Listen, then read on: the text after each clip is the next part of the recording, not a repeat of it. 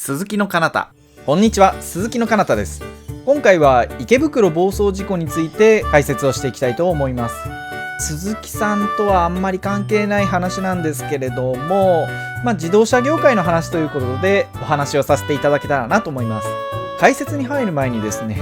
少しだけ、謝らせてください。先週本当はこの動画を出すつもりだったんですけれども、ネタバレを食らう前にどうしても最後までやりたかったんで本当に申し訳ないんですけれども、月目をずっとプレイしてました。ごめんなさい。なんで、今回はですね、ちょっと真面目な話になりますが、お付き合いいただければと思います。それではよろしくお願いします。まずは解説をする前に、この事故に遭われた方々、またですね、亡くなられた方々がいらっしゃいます。動画のネタにしておいて申し訳ないんですけれども、本当にですね、お悔やみ申し上げます。さて、そもそもこの暴走事故の概要を知らないっていう方は多分日本にはいらっしゃらないと思うんですけれども、一応海外の方もですね、私の動画見てくださってる方いらっしゃいますんで、概要の説明をさせていただきます。事故が起こったのは2019年の4月お昼頃ですね。とある車が東池袋交差点を約50キロから加速しながら左折、ガードレールや縁石に衝突しながらさらに加速し、自転車に衝突。この時点で速度は約90キロ。その後ゴミ清掃車にぶつかって横転、スピンしながらさらに歩行者にぶつかり、最後は反対車線のトラックに衝突して車が停止したという事件です。運転していた加害者は胸を骨折していたのでそのまま入院。退院後は素直に事情聴取に応じたため逮捕せずに捜査が行われたとのことです。その後、事件から約1年経って東京地方裁判所へ在宅起訴。被害者や家族はただただ正直に謝ってほしいと主張していました。加害者はブレーキを踏んだので私に落ちてはないと主張。また加害者は食事会に遅れそうなので急いでいたと発言。このニュースが聞いた人たちが怒ったわけですよ。一部では脅迫状が届くとかですね、家の前でデモを起こすなど行き過ぎた行為もあったという話です。最終的な判決なんですけれども、この加害者ですね、90歳ということもあっておそらく踏み間違いだろうってみんな分かってたんですよ。でそんな中、私はブレーキを踏んだと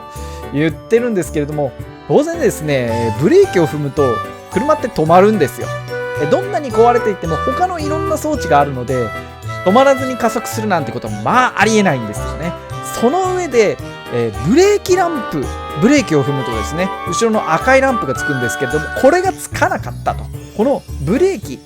ランプ、そしてアクセル、これが全部壊れていたどころか、これを制御するコンピューターまで壊れていると。そんなことはありえねえだろうということで、踏み間違いだと裁判所は判断しましたと。交通事故を起こさないようにするというのは法律上の義務であって、車を運転している人にも当然これはつきまといます。でさらにですね、ブレーキとアクセルを踏み間違えてるっていうのはもう基礎中の基礎ができていないと。極めつけはですね、私はブレーキを踏んだんだと言ってる姿が反省の意思が見えないということで、情状酌量の余地はほぼなしと。ただし報道過熱でですね、国民からの個人的な制裁、つまり死刑、私の刑と書いて死刑ですね、死の刑ではありません。これをもうすでに受けていて、その負担はそれなりにあるとそう判断されています。なので少しだけ刑を軽くするといったところになります。そしてこの裁判では2021年9月2日求刑7年に対して2021年9月2日判決禁錮5年執行猶予はなしとなりました。加害者の方はですね、ほぼ初犯です。以前にですね、軽い接触事故を起こしているので略式の処分は受けたことはあるんですが、刑事罰を受けるというのはこれが初めてになります。そこで執行猶予なしの実刑判決というのはかなり重たい判断ということになりますので、いろんな判断はあるんでしょうけれども妥当なんではないかなと個人的には思います。被害者やその家族の方はこれ以上の争いは悲しいだけなので望まないのですが、控訴の権利は誰にでもあるということで裁判後の記者会見で話してらっしゃいました。ところで控訴期限、この動画が出て次の日、つまり明日なんですね。どうなることやらと思いますが、このまま、何事もなく最後まで行ってほしいですね。余談ではありますが、この事件の後、高齢者が免許の自主返納をするケースが過去最多を更新したとかいうことがあります。また75歳以上の運転者は衝突軽減ブレーキ、自動ブレーキですね、早い話が、これがついた車じゃないと乗ってはいけないという法律が、できました。この法律施行されるのは来年からですけれども、社会的にですねかなり反響のあった内容なんではないかなと思います。今回の暴走事故についてなんですけれども、加害者の方は申し訳ないんですけれども、ちゃんと謝ってください。最初から謝ってればこんなことには絶対なってません。もうちょっとマシな判断になってます。事故っていうのはですね、誰にでも起こりうることなんですよ。発生率こそ低いんですけれども、本当に誰にでも起こることなんで、皆さん起こってしまったら起こした側の人はちゃんとそれなりの対応をしましょう。またですね、歩行者側や自転車などにもですね、この事件では全然関係ないんですけれども、事故の責任がある場合があります。例えば横断歩道の無視ですとか、信号の無視ですとか、そういったところですね、皆さん事故に遭わないように気をつけていただければと思います。事故についてなんですけれども、ブレーキとアクセルの踏み間違いが事の発端なんですよね。なので、踏み間違えるなよってみんな思うかもしれないんですけれども、この踏み間違いっていうのはですね、年老いてくるとかなりの確率で起こすんですよ。起こしてしまった時に、じゃあどうするのっていうのが求められるんですけれども、当然ですね、運転してる人はパニックなんでそんなことできないんですよ。でここで加害者の方が言っていたことで1個だけですよ、正しい部分があるんですよ。それは何かというと、車を作っている会社にはもっと安全な車を作ってほしい。これが加害者が最初の証言の中で言っていたことの一つなんですけれども、周りからするとですね、お前が言うなよってみんな思うかもしれないんですよ。思うかもしれないんですけど、これもっともな発言なんですよね。確かに今の車って全部自動で動くわけじゃないんですよ。ちょっとは運転のアシストをしてあげるっていうことはできるかもしれないんですけれども、基本的に運転する人の技量によるっていうのが今の車の構造なんですね。なので自動で全部運転してくれるっていう車は今のところありません。ここで問題になってくるのがですね、日本って高齢化社会なんですよ。老人がかなり多いんですよ。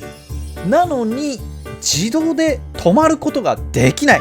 衝突を軽減するための機能はあっても自動で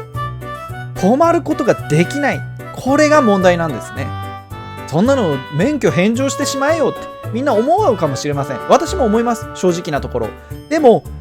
実際問題として山奥ですとかど田舎ですね、こういったところは車がないと生活ができないなんてことが多々あるんですよ。高齢者の方がやっぱり田舎に住んでる場合が多いので、これで免許をなくせっていうのは酷なことなんですよ。東京や大阪に住んでる場合は話が別ですよ。この地域はですね、公共交通機関がかなり発達していますので、公共交通機関が